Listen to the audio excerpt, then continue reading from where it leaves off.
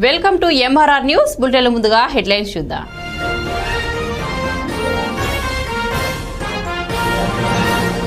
పట్టణ ప్రజలకు ముఖ్యంగా వ్యాపార వర్గాల వారికి ముందుగా నా నమస్కారాలు. గిద్దలూరు నగర పంచాయతీ 2011లో ఏర్పాటైన దగ్గర నుంచి 2025లో ద్వితీయ శ్రేణి మున్సిపాలిటీగా అప్గ్రేడ్ అయ్యేంత వరకు కూడా పట్టణంలో కేవలం 620 వ్యాపార సముదాయాలకు మాత్రమే D&O ట్రేడ్ లైసెన్స్ కలిగి ఉన్నారు. ఇప్పటికీ కూడా ఆదాయం దాని మీద కేవలం 4 లక్షల రూపాయల లోపు మాత్రమే కార్యాలయానికి జమ అవుతున్నది.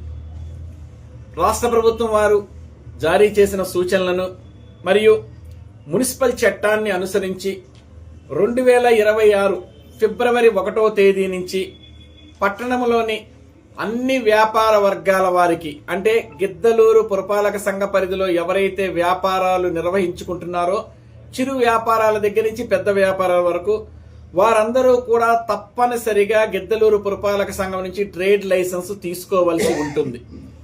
ఇందులోకి గాను ఆల్రెడీ ప్రభుత్వం వారి నుంచి గజెట్ నోటిఫికేషన్ జారీ చేయడం జరిగింది.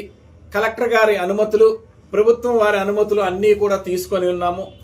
రేపు 20వ తేదీ నుంచి పట్టణంలో 3 టీములను వేసి ప్రతి వ్యాపార సముదాయం దగ్గరికి మా సిబ్బంది వచ్చి మీ సమాచారాన్ని తీసుకుంటారు.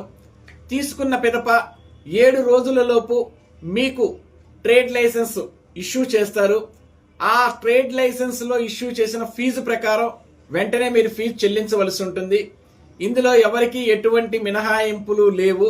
అన్ని ట్రేడ్స్ కూడా తప్పనిసరిగా పురపాలక సంఘ పరిధిలో రిజిస్ట్రేషన్ చేసుకుని పురపాలక సంఘ పరిధి అభివృద్ధిలో పాలు పంచుకోవాలని కోరుకుంటున్నాము. అదేవిధంగా వ్యాపార వర్గాల వారు కూడా మీ వ్యాపారానికి సంబంధించిన పూర్తి సమాచారం మా సిబ్బంది ఎవరైతే మీ వద్దకు వస్తారో వారికి అందించి వారి ద్వారా మీరు మా దగ్గర రిజిస్ట్రేషన్ చేసుకోవాల్సిందిగా